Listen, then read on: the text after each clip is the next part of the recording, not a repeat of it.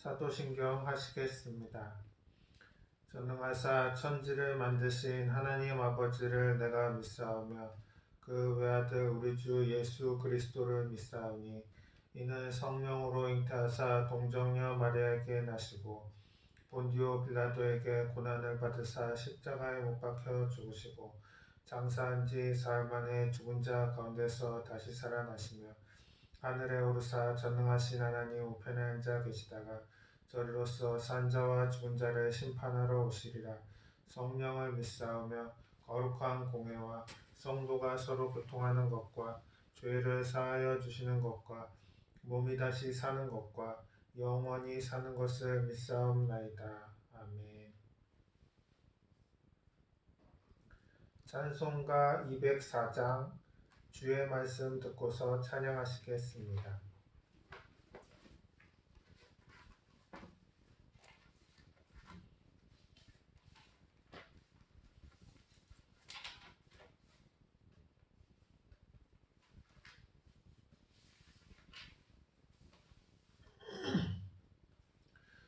주의 말씀 듣고서 준행하는 자는 반석 위에 터 닦고 집을 지음 같아.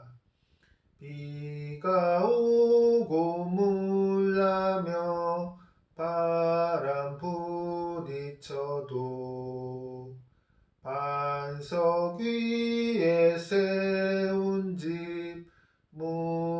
무너지지 않네. 잘 짓고 잘 짓세 우리 집 잘 짓세. 만세 반석 위에다 우리 집 잘 짓세. 주의 말씀 듣고도 행치 않는 자는 모래 위에 터 닦고 집을 지음 같아. 비가 오고 물나며 바람 부딪힐 때 모래 위에 세운 집 크게 무너지네. 잘 짓고 잘 짓세 우리 집 잘 짓세. 만세 반석 위에다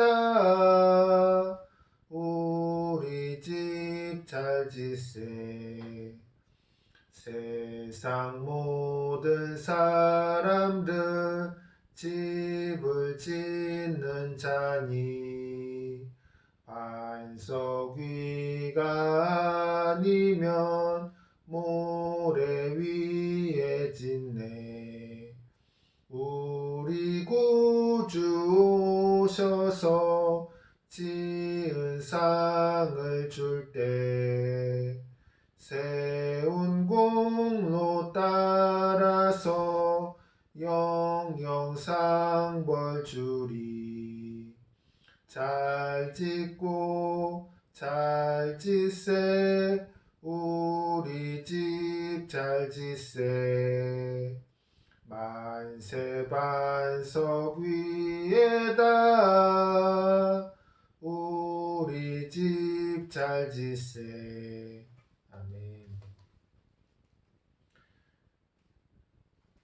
기도하시겠습니다.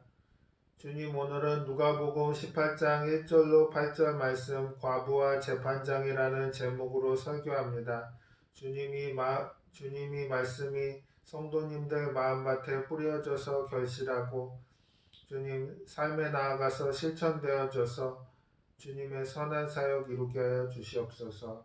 예수님 이름으로 기도합니다. 아멘. 봉독하실 성경 말씀은 누가복음 18장 1절로 8절 말씀입니다.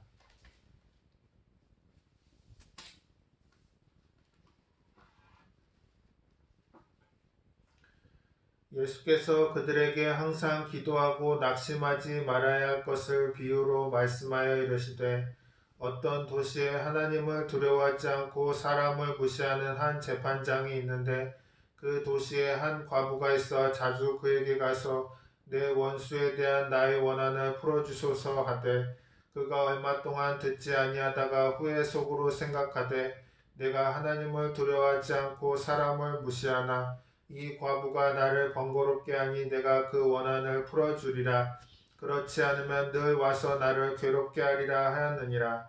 주께서 또 이르시되 불의한 재판장이 말한 것을 들으라. 하물며 하나님께서 그 밤낮 부르짖는 택하신 자들의 원한을 풀어주지 아니하시겠느냐? 그들에게 오래 참으시겠느냐? 내가 너희에게 이르노니 속히 그 원한을 풀어주시리라. 그러나 인자가 올 때에 세상에서 믿음을 보겠느냐 하시니라. 아멘.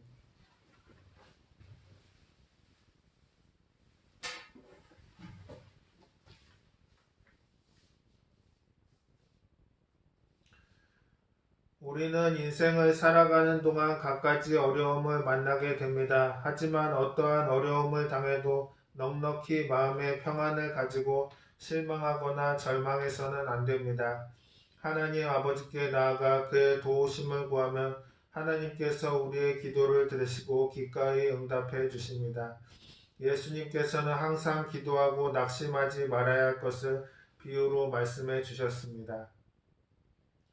예수님이 말씀하시는 비유에는 두 사람이 등장하는데 그 한 사람은 과부입니다. 과부는 당시 사회에서 절대적인 약자였습니다. 1세기 당시에는 여자가 할 수 있는 일이 거의 없었기 때문에 남편이 죽으면 먹고 사는 것조차 힘들었고 억울한 일을 당할 때도 많았습니다. 그래서 성경에는 고아와 과부를 돌보아 주라고 많이 말씀하고 있습니다. 오늘 비유에 나오는 과부도 무슨 일인지 몹시 억울한 일을 당했습니다. 그런데 그녀를 도와주는 사람이 아무도 없었습니다. 어려운 일을 당했을 때 주변에 도와줄 사람이 없다면 얼마나 답답하겠습니까? 그래서 과부는 억울한 마음을 풀기 위해 재판장을 찾아갔습니다. 재판장은 억울하고 원통한 사람들을 도와주고 질서를 가져오는 책임이 있는데 하필이면 이 과부가 찾아간 재판장은 불의한 재판장이었습니다. 하나님께서는 하나님을 사랑하고 이웃을 사랑하라고 하셨는데 이 재판장은 하나님도 두려워하지 아니하고 사람도 무시하는 최악의 재판장이었던 것입니다. 이런 사람이 힘없고 가난하고 자기와 아무 관련도 없는 과부를 도와줄 리가 없습니다. 그는 과부의 간청에는 아무 관심도 가지고 있지 않았습니다. 그런데 문제는 과부가 매일 찾아온다는 것입니다. 낮이고 밤이고 매일 찾아와서 번거롭게 하니 견딜 수가 없습니다. 어느 날 재판장은 빨리 들어줘야지 그렇지 않았다가는 내가 달달 볶여서 죽겠구나 그런 생각이 들었습니다. 그래서 과부를 불쌍히 여겨서가 아니라 너무나 귀찮아서 마지못해 요청을 들어주기로 했던 것입니다. 예수님께서 이 비유를 통해 가르치고자 하셨던 것은 항상 기도하고 낙심하지 말아야 한다는 것입니다. 우리 인생에 어떤 문제를 만나든지 하나님께 기도로 맡기고 낙심하지 말아야 합니다. 고린도후서 4장 8절에 우리가 사방으로 우겨쌈을 당하여도 쌓이지 아니하며 답답한 일을 당하여도 낙심하지 아니하며라고 말씀하였습니다. 사무엘상을 보면 한나라는 여인이 나옵니다. 한나는 결혼 후 아이가 없어서 분인나의 멸시를 많이 받았습니다. 그 남편이 다른 여자 분인나를 첩으로 들였기 때문입니다. 그때 한나는 첩인 분인나와 싸우지 않고 하나님께 기도했습니다. 분인나와 싸운다고 해도 달라지는 것은 아무것도 없을 것입니다. 한나는 누가 자신의 문제를 해결해 줄 수 있는지 잘 알고 있었습니다. 그래서 하나님께 기도했고 기도의 응답으로 위대한 선지자 사무엘을 낳게 되었습니다. 야훼께서 기도의 응답을 주는 것이 당연한 일입니다. 다윗도 사울과 싸우지 않고 하나님께 기도하였습니다. 다윗은 자기를 죽이려는 사울 때문에 많은 고통을 당했습니다. 그런데 다윗은 사울을 죽일 수 있는 기회가 여러 번 있었지만 그를 죽이지 않았습니다. 오히려 다윗은 답답한 일을 당하고 위기를 만날 때마다 하나님께 기도했습니다. 그 결과 하나님께서 친히 그를 높여주셨고 다윗은 그 감동을 이렇게 고백합니다. 야훼께서 다윗을 모든 원수의 손과 사울의 손에서 구원하신 그날에 다윗이 이 노래의 말씀으로 야훼께 아뢰어 이르되 야훼는 나의 반석이시요 나의 요새시요 나를 위하여 건지시는 자시요 내가 피할 나의 반석의 하나님이시요 나의 방패시요 나의 구원의 뿌리시요 나의 높은 망대시요 그에게 피할 나의 피난처시요 나의 구원자시라 나를 폭력에서 구원하셨도다. 대단한 구원을 받고 감격을 했습니다. 우리가 기도할 때 목표를 가지고 기도를 해야 응답받기 쉽습니다. 낙심하지 않기 위해서는 분명한 목표를 가지고 기도해야 합니다. 재판장을 찾아온 과부는 자기의 원한을 갚아달라는 분명한 목표를 가지고 있었습니다.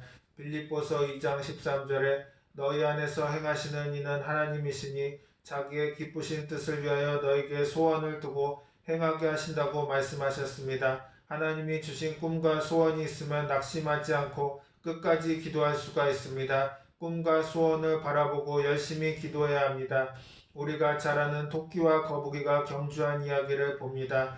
거북이는 산꼭대기에 세우던 깃발을 바라보고 꾸준히 올라갔고 토끼는 열심히 뛰다가 도중에 교만해져서 잠이 들어버리고 말았습니다. 아무리 열심히 뛰어도 도중에 그만두면 아무것도 이룰 수가 없습니다. 목표를 바라보고 꾸준히 끝까지 기도해야 합니다. 기도도 분명한 목표를 가지고 끝까지 기도해야 합니다. 사람들은 기도가 즉시 응답되지 않으면 낙심을 합니다. 그런데 모소라는 대나무가 있습니다. 이 대나무는 심은 후 5년 동안은 별다른 변화를 보이지 않습니다. 하지만 5년이 지나면 하루에 한 자씩 자라서 6주 만에 15m 이상 자란다고 합니다. 기도할 때도 하루 이틀 기도해서 달라지는 게 없다고 도중에 포기해서는 안 됩니다. 끝까지 기도하면 때가 되었을 때 하나님이 이루어 주시는 것입니다.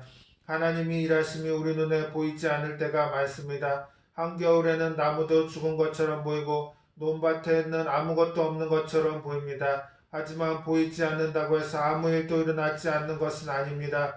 보이지 않는 나무줄기와 보이지 않는 땅속에서 생명이 자라고 있는 것입니다. 그러다가 봄이 되면 나무줄기에서 땅속에서 파란 싹이 돋아오르고 생명이 나타나는 것입니다. 기도도 마찬가지입니다. 우리 눈에 당장 보이는 변화가 없다고 해서 아무 일도 일어나지 않는 것이 아닙니다. 우리 눈에는 보이지 않지만 하나님께서 우리의 기도를 들으시고 보이지 않게 역사하고 계신 것입니다. 간절히 부르짖어 기도해야 합니다. 마태복음 7장 8절에 구하라 그리하면 너에게 주실 것이요 찾으라 그리하면 찾아낼 것이요 문을 두드리라 그리하면 너에게 열릴 것이니 구하는 이마다 받을 것이요 찾는 이는 찾아낼 것이요 두드리는 이에게는 열릴 것이니라. 마태복음 7장 11절에는 너희가 악한 자라도 좋은 것으로 자식에게 줄 알거든 하물며 하늘에 계신 너희 아버지께서 구하는 자에게 좋은 것으로 주시지 않겠느냐고 말씀하고 있습니다. 부르짖어 기도하라는 것은 간절히 기도하라는 것입니다. 사람은 등 따숩고 배부르면 간절한 기도가 나오지 않습니다. 하지만 위기를 만나면 누가 시키지 않아도 살려달라고 고함을 치게 되는 것입니다. 에스더를 보십시오. 에스더는 자기 민족 전체가 몰살당할 위기에 처하자 3일을 금식한 후 죽음을 무릅쓰고 왕 앞에 나아갔습니다. 하나님께서는 너는 내게 부르짖으라 내가 내게 응답하겠고 내가 알지 못하는 크고 은밀한 일을 내게 보이리라고 말씀하셨습니다. 어떤 문제를 만난다 할지라도 낙심하지 않고 기도한다면 하나님께서 놀라운 기적을 행하여 주시는 것입니다. 기도할 때 가장 큰 적은 낙심하는 것입니다. 낙심하면 싸우기도 전에 이미 패배한 것입니다. 이스라엘 백성들은 10명의 정탐꾼의 말을 듣고 싸워보기도 전에 낙심하고 말았습니다. 민수기 32장 9절은 그들이 에스겔 골짜기에 올라가서 그 땅을 보고 이스라엘 자손을 낙심하게 하여서 야훼께서 그들에게 주신 땅으로 갈 수 없게 하였느니라고 말합니다. 낙심 때문에 약속한 땅에 들어가지 못했다는 것입니다. 낙심하면 이미 패배한 것이 됩니다. 마치 권투 선수가 싸우려고 링 위에 올라갔다가 1라운드도 싸우지 않고 기권해버리는 것과 같습니다. 그런데 우리가 싸우는 상대는 사람이 아니라 악한 영인 것입니다. 오늘 비유를 보면 원수에 대한 원한이라는 말이 나오는데 우리 원수는 삶을 도둑질하고 죽이는 사탄입니다. 그러므로 기도할 때 포기하고 뒤로 물러가서는 안 됩니다. 우리 상대가 사탄 이상 물러가지 말아야 하는 것입니다. 하나님께서는 우리의 기도를 기꺼이 들어주십니다. 누가복음 18장 6절로 8절에 주께서 또 들으시되 불의한 재판장이 말한 것을 들으라. 하물며 하나님께서 그 밤낮 부르짖는 택하신 자들의 원한을 풀어주지 아니하시었겠느냐.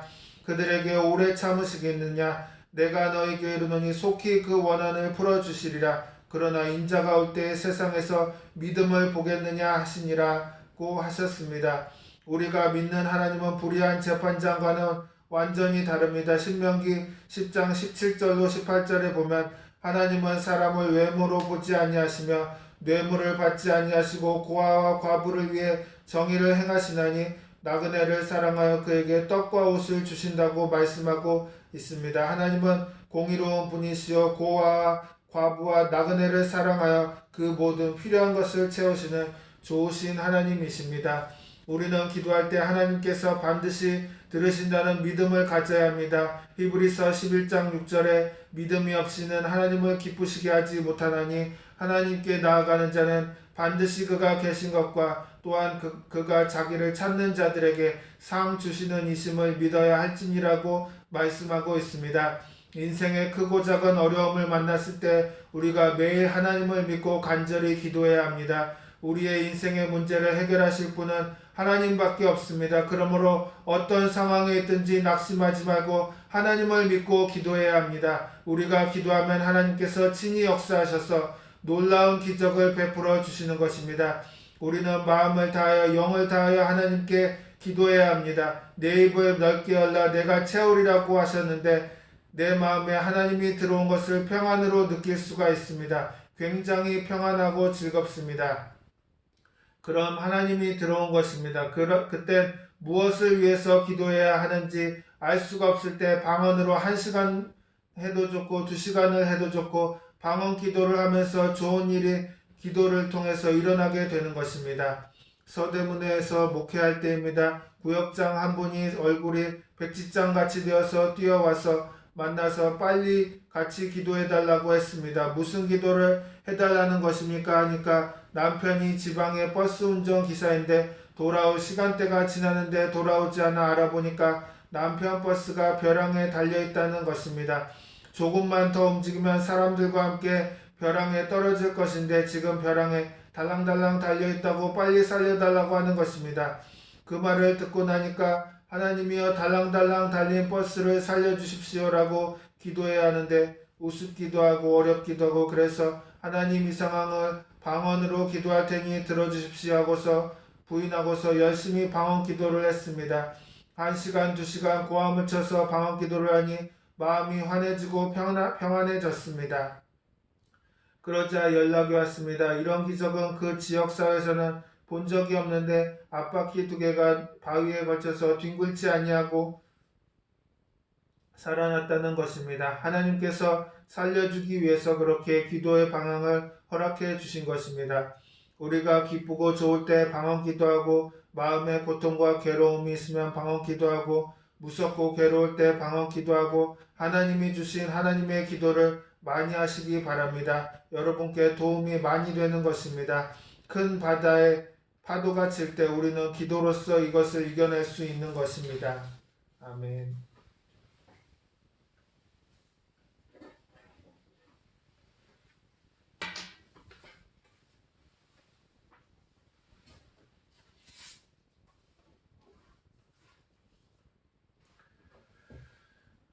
찬송가 212장 겸손히 주를 섬길 때 찬양하시겠습니다.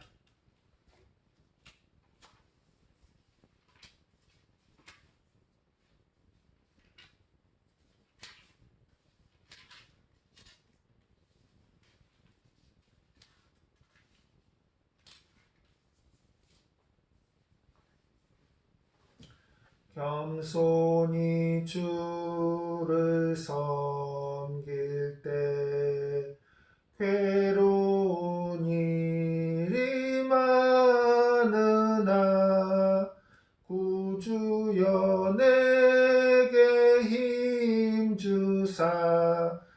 잘 감당하게 하소서. 인자한 말을 가지고 사람을 감화시키며 갈 길을 잃은 무리를 잘 인도하게 하소서. 구주의 귀한 인내를 깨달게 하시고 굳건한 믿음 주셔서 늘 승리하게 하소서. 장래의 영광 비추사 소망이 되게 하시며 구주와 함께 살면서 참 평강 얻게 하소서. 아멘.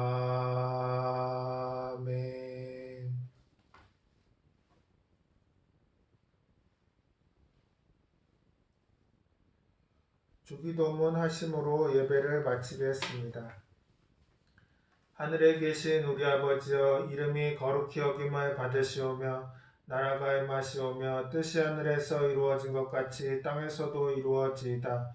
오늘 우리에게 일용할 양식을 주시옵고 우리가 우리에게 죄 지은 자를 사하여 준 것 같이 우리 죄를 사하여 주시옵고 우리를 시험에 들게 하지 마시옵고 다만 악에서 구하시옵소서. 나라와 권세와 영광이 아버지께 영원히 있사옵나이다. 아멘.